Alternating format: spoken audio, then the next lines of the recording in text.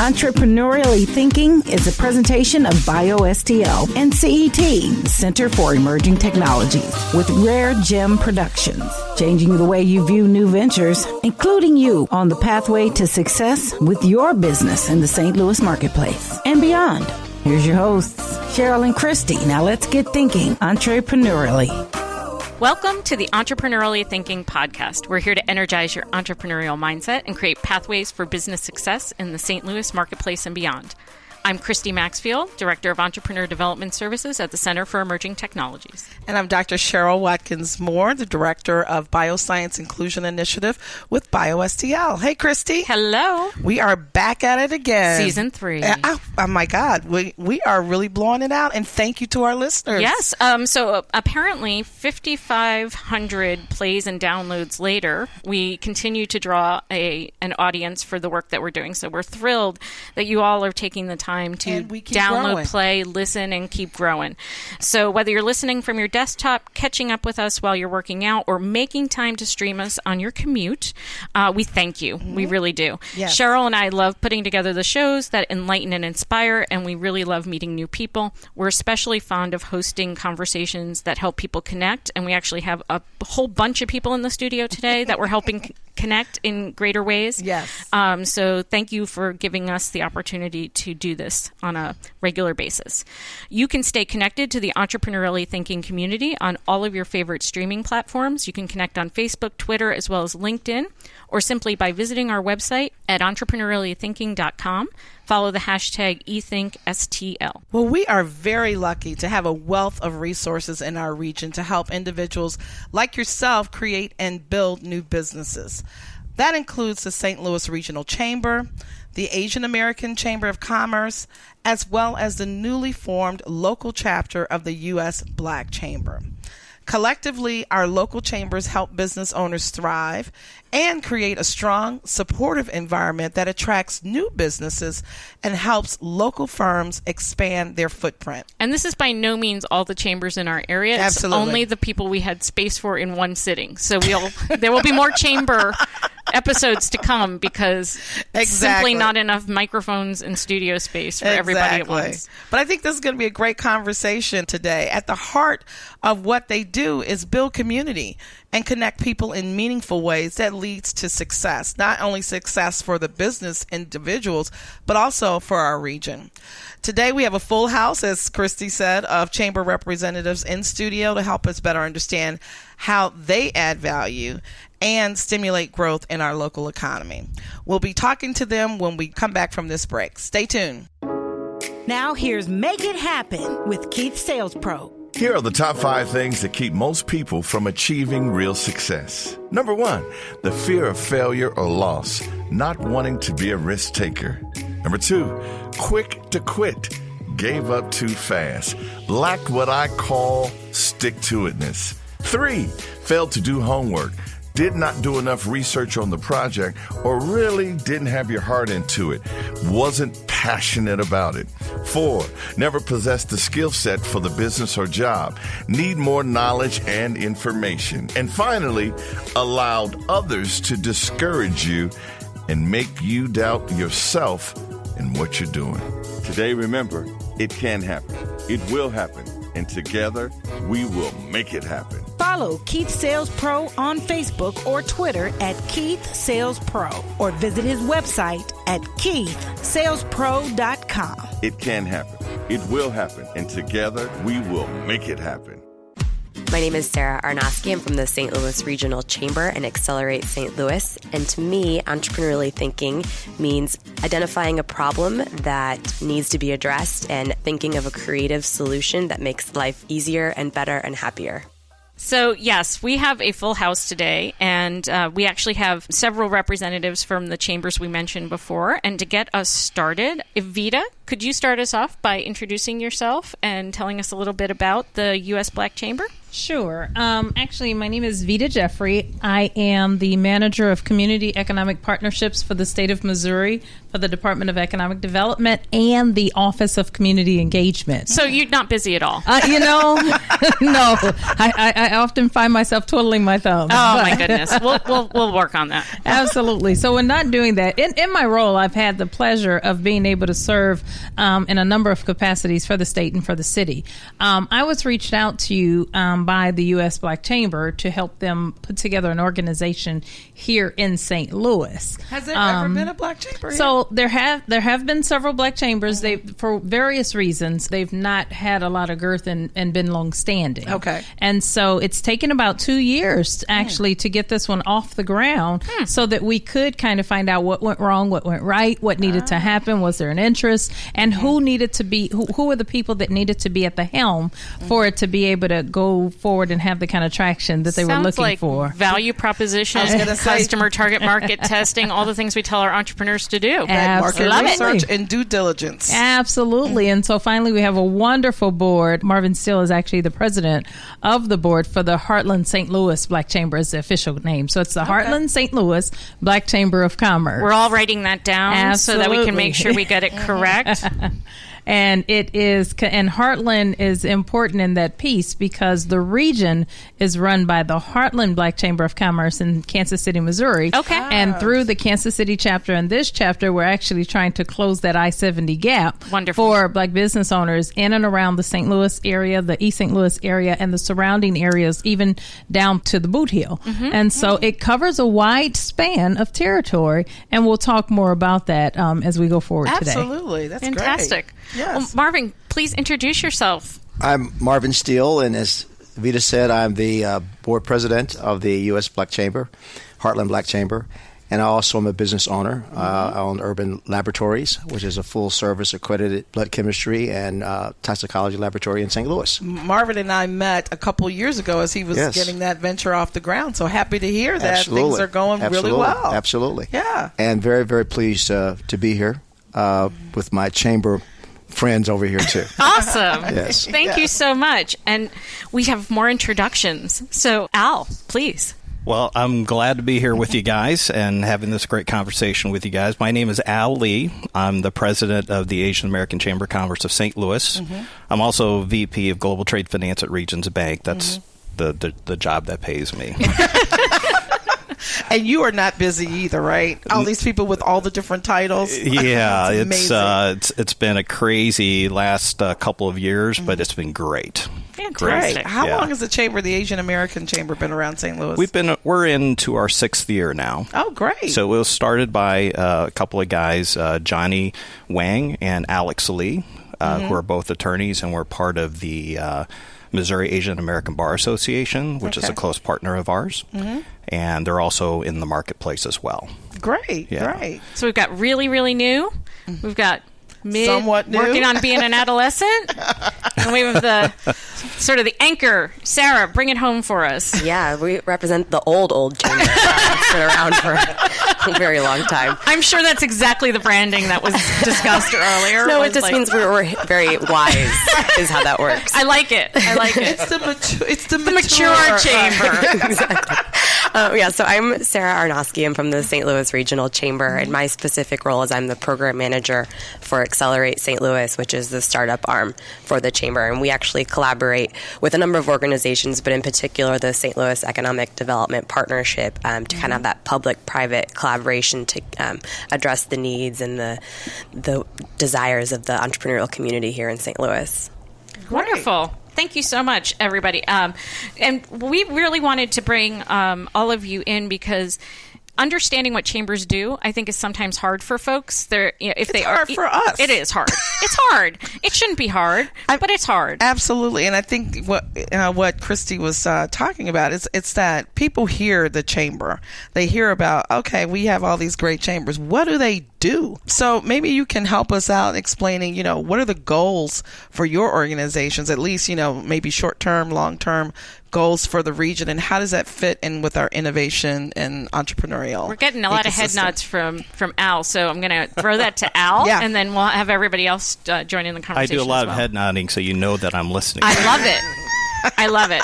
We have explained also that if, to be in our good graces, he should be head nodding to Cheryl because she's the decision maker in the room. Just bring me food. Well, that goes without saying.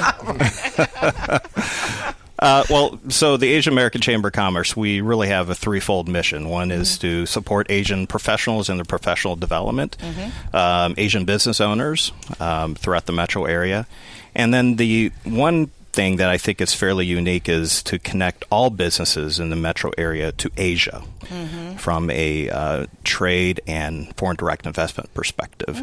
Anything that we do to help bridge the three largest economies, or I should say the three largest population centers in the world, namely China, India, and Southeast Asia, to the humble Midwest, is good for St. Louis. Great. So that's something that we focus on as well for not just the Asian population here, but for all of St. Louis from an economic development perspective. Oh, so that's interesting. So it could be a Hispanic business that might be looking to expand, or African American business. They would come through our partner with your organization to get those relationships. So we really have a really diverse organization. Even within the Asian population, you have Central Asian, you have South Asian, you have Southeast Asian, you have East Asian. Even among the Asian population, they all speak different languages and, different economies. Different economies, different stages of economic development. We have immigrants, we have refugees, we have American citizens like myself that was born here. So really our primary goal right now, as we're fairly young, so we're still trying to get the word out and trying to get the Asian population to work together and be able to develop a community that way. That's great. But also, by virtue of doing that, allow all of the rest of the metro area connect to the Asian community as well. I think it's a great strategy. Yeah. Great and strategy. I would imagine something similar within the African American community, this idea that there's a lot of diversity in and among the community, and the ability to come together and leverage each other's resources, but then also communicate out to a wider audience about how to best do business with those business owners and be connected to those communities. Veta, can you tell us a little bit more about that? Sure.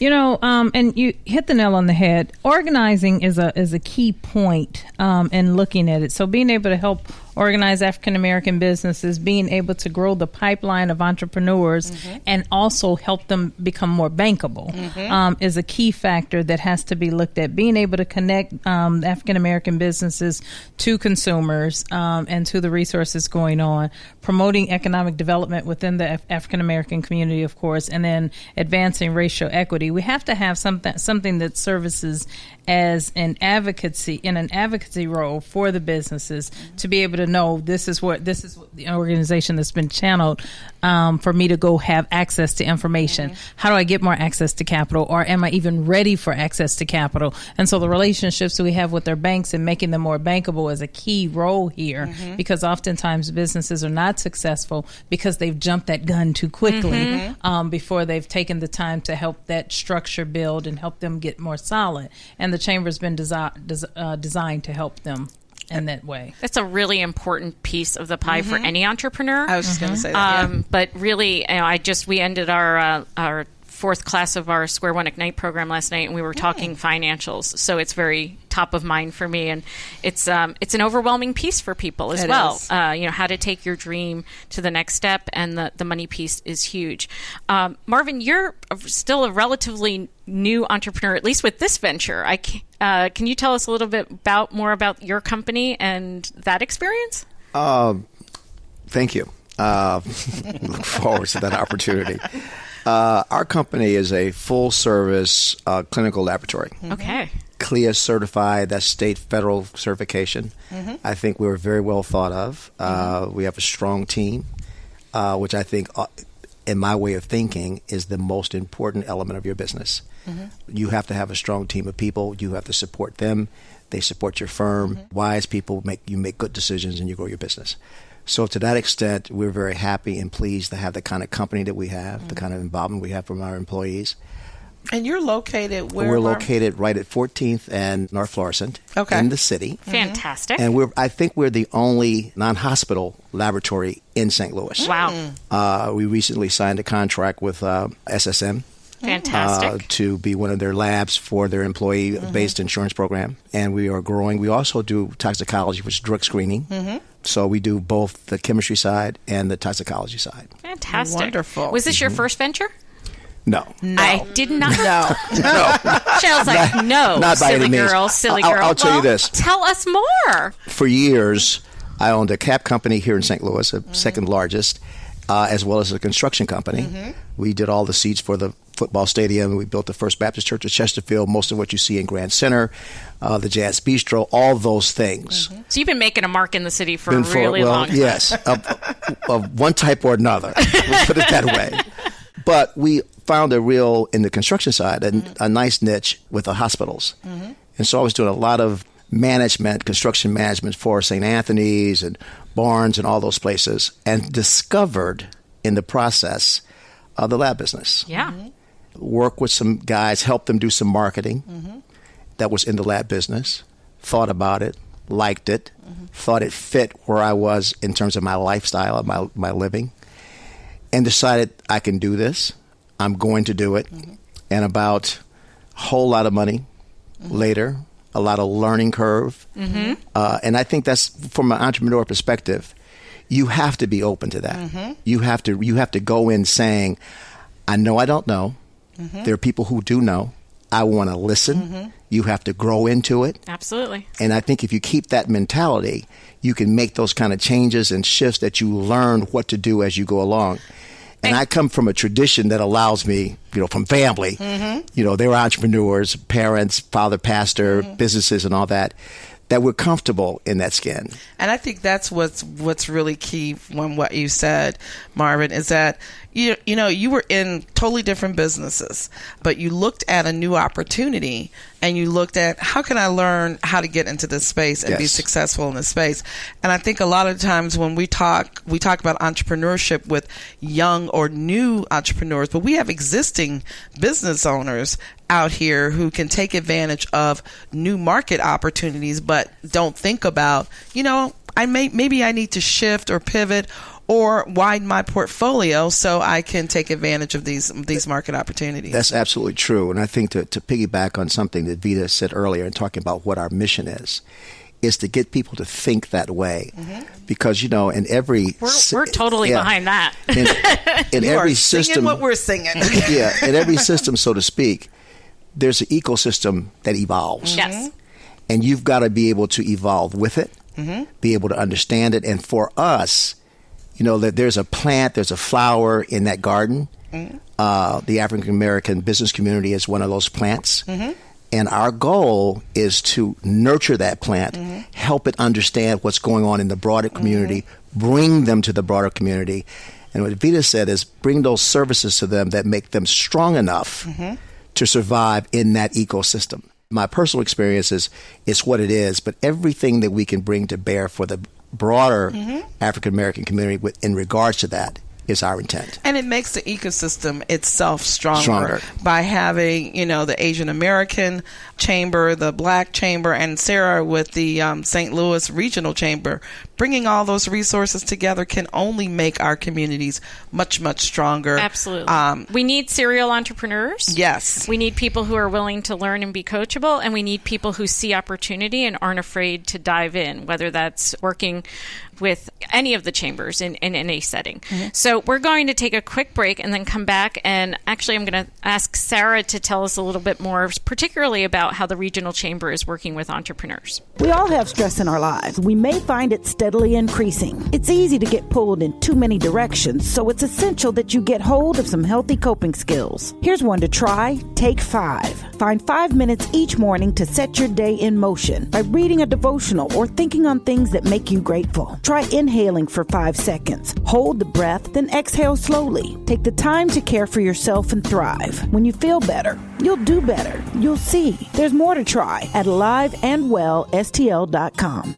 My name is Al Lee. I am the president of the Asian American Chamber of Commerce of St. Louis, and entrepreneurially thinking to me means looking at life through the lens of opportunity. Sarah, we are so glad that you're here and able to share with us one of the many, many things that the Regional Chamber does. Can you tell us more about Accelerate? Yes. So again, as I mentioned, I'm the program manager for Accelerate St. Louis. And a lot of what we're trying to do is kind of be that front door to entrepreneurs, whether that's giving you a guide to co-working spaces, guides to fundraising, really kind of help jumpstart and orient you to the many, many things that are happening in our ecosystem.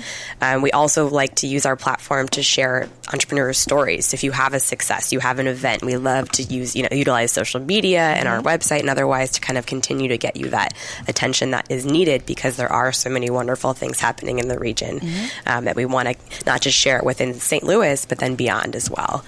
The Chamber also is this has been in the works for a couple of years, but this summer we're actually going to be launching, it's the St. Louis Minority Business Growth Accelerator, which is pretty phenomenal. Again, that's something to look forward to this summer, but it's really going to focus on those businesses that have been 5 to 7 years in the works or in operation, but then just really need that extra kick, a little bump to get them to that next level. So those are kind of two big pieces right now. That's phenomenal, because I can only imagine that folks that Al is working with are, particularly for the overseas market, you can't do that day one. It's probably when you're in that 5, 6, 7 year mark where you can start saying, okay, what other market can I move into? Is that what you're seeing? Well, yeah. I mean, typically we'd like to see a business that knows how to sell something domestically before they try to sell something internationally. Which is what we tell our entrepreneurs: kill it in one place first, right. and then go take on the world. But what's interesting, I mean, even like the World Trade Center had an event. They have their annual event last year called Growing Global, and the theme was Born Global.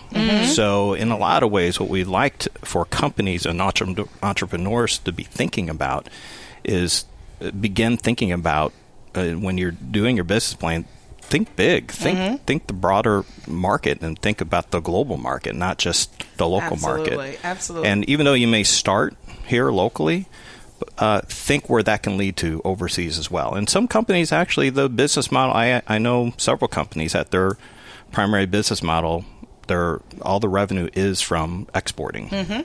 I think what's interesting is, Sarah, I was on the delegation this summer that the Regional Chamber was involved in, the World Trade Center was involved in, and it was taking a delegation of entrepreneurs over to Ireland and to France to talk about entrepreneurship in our region and to get that back and forth connection going. Actually, I was on one of the panels. It was the CEO to CEO panel in France.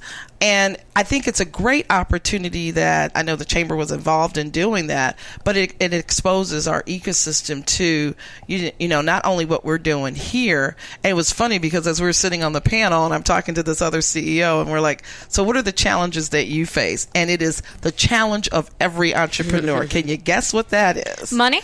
Raising money. Show it to me. Give it to me. Make more of it. Yes. So I think it's so interesting. We're all sitting here and everybody is talking about the same things.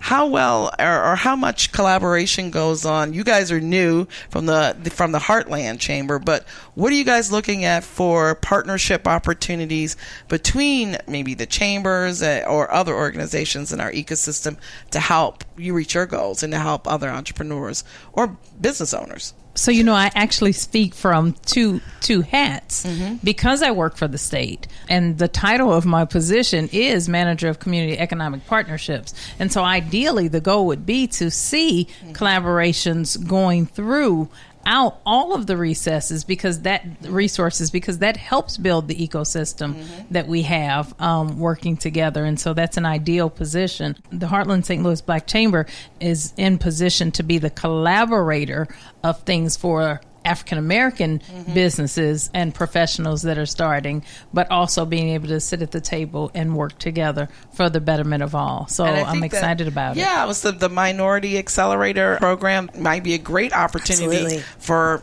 everyone to sit around that table. That's great. And some of the themes we're hitting on, so thinking big, you don't have to do it alone, and networking, the importance of being connected. And we always come back to, in some ways we're a broken record because the story doesn't change. These are the part of the fundamentals of what we're challenging entrepreneurs to do. What I think is interesting is we have some entrepreneurs who right off the bat are going to be thinking big in terms of global markets, as you shared, Al. But we also find, and Cheryl and I have seen this in our work, that when we were working with women and underrepresented minorities, often being able to provide the vision of how big it possibly could be is also part of the equation. So I'm going to talk out of both sides of my mouth and say, yes, you need to focus and be really targeted in how you're building your business, but we really want you to dream big and from the outset see the possibility for huge scaling. So that's always something that we wrestle with because unlike Marvin, we don't all come from entrepreneurial families, and the difference that makes is huge. I agree. I think too it's sort of knowing who you are. I think that in this community in particular, the African American community is not really as cognizant of its value, and maybe the broader community is not either, in terms of its economic impact, the kind of dollars it spends, absolutely, the percentage of, I sometimes tell people, 10 or 15% profit. That's not a bad number. Oh, no. It's a pretty decent number. That's a nice number. And I think sometimes, just from an emotional standpoint, that, families, African American families, will find themselves shopping someplace or going to a restaurant someplace, and they're only, there's 100 people there, and there's only 4 or 5 or 6 or 7 African Americans in that room, feel less valued. But I often tell them, you're the prophet. Absolutely. I love without you going that there. That framing is without you going perfect. there. You're the prophet, and you spend billions of dollars in this community. And we want to, Veta was talking about this the other day, we want to publicize what that spending is like. And we want to encourage minority businesses, African American businesses, to do business with each other. Absolutely. Because you can have a tremendous impact. And it's also real valuable. I'm delighted to meet Al, for instance, because I've heard about the Asian Chamber a lot, but never met anyone from there. So see, we can bring you together. We can do some things together that make sense. Because if we don't get together, I used to be in another life Deputy Director of Development Authority here in St. Louis. And I used to always, when we would do projects, the ones that we did from the top down never did well. Never. It's the ones that start here and come up that really survive, like the Grove District, for instance, and that sort of thing. That's where you really make a difference. Right. And you can, in today's world, we need to be together to do that. Well, and it's really important. That is such a powerful statement because with the initiative that I lead with inclusion, people say, well, what does that mean? Is that you're only focusing on these two populations of people? I said, you know what? Inclusion does not mean exclusion. And that's what I think is first and foremost. And I love what you said, Marvin, is that we've got to get everybody together because we've got to grow all of our communities. And I think that's the imperative with our ecosystem is that how do we make sure that all boats rise? It's not just, certain boats that are rising because we're providing, inclusion is not a nice thing to do. It's an economic driver for communities and tax bases in areas. So, and some boats need more water to rise. Right? Yes. So one of the things that Veta touched upon is the importance of racial equity, and that when we're really focused on what does any entrepreneur need to actually get to that next level, that's going to look different for everybody, and sometimes there's more water to rise that particular boat. And the resources that are available. I was trying to find her official title, but Ann Portalis with the state of Missouri, I'm assuming and work with, and their focus is to be able to take companies, take businesses, and take them international. And so making sure that all lines of communications are going through all areas to be a resource for all people. And so that's something where we coming together like you've done today allows to make certain that those things are working well. Yes. And that's what I like to do. I mean, I don't network work just within the Asian business community. I network with the broader business community, and I've actually had several conversations with Carlos Ramirez, the president CEO of the Hispanic Chamber, about how can he develop the international element of the chamber, because they do such great work here in the St. Louis community, and there's also a great opportunity for them to also be developing some global competency as well. And I think for folks that are listening out here, the reason we're doing this show is really for you to understand, go to these chambers, go to these resources. When you have, if you're looking to start your business, expand your business, if you're looking for new markets, these are really great conduits to help you do these things. Absolutely. So that's why you guys are here. And Sarah, what are you seeing at the chamber level from a regional vantage point in terms of all of this connectivity? Is this helping attract new people to our region?